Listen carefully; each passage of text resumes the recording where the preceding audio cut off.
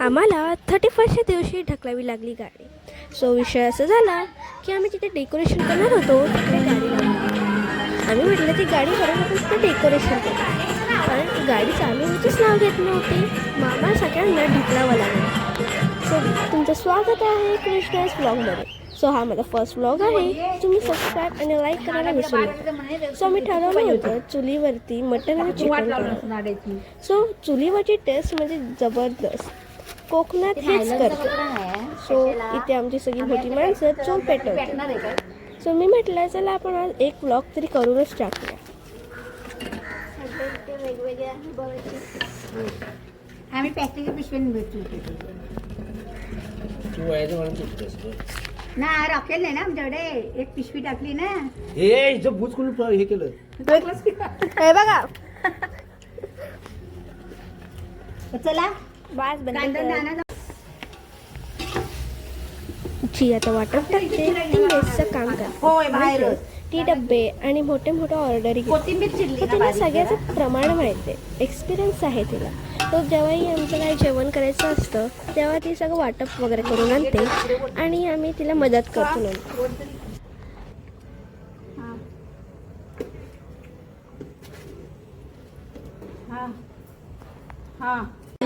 जी मेसचं काम करते तिची इच्छा होती की तिने 31च्या दिवशी पाणीपुरीचा बेक करावा, तोही एकटी.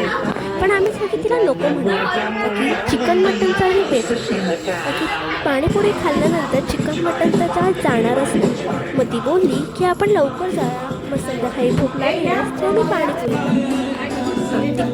पण ती पाणीपुरी इतकी छान होती, तिखट पाणी तर मस्त आहे. जे बाहेर स्टॉलवर आली असते ना पाणीपुरी जिथं तिखट पाणी असतं सेम तसं लागत होतं.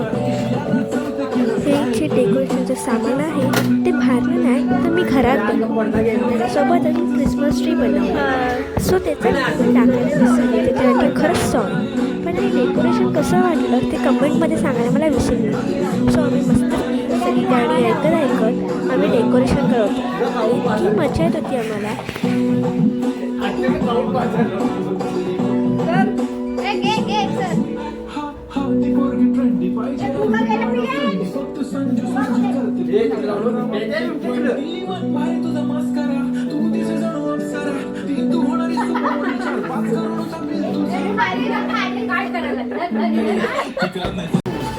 मग आमचा इथे छोटासा धुरंधर फॅन आला जो धुरंधरचा डान्स करत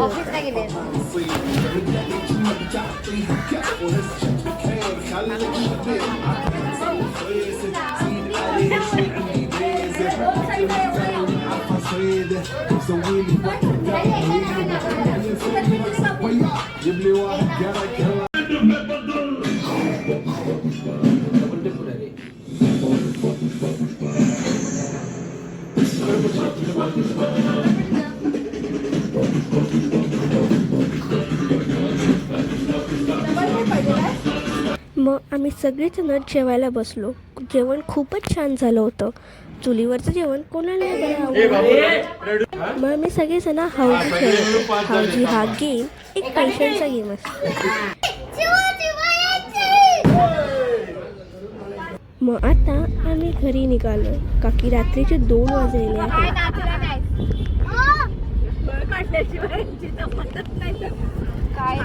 आता आम्ही फायनली घरी पोचलो.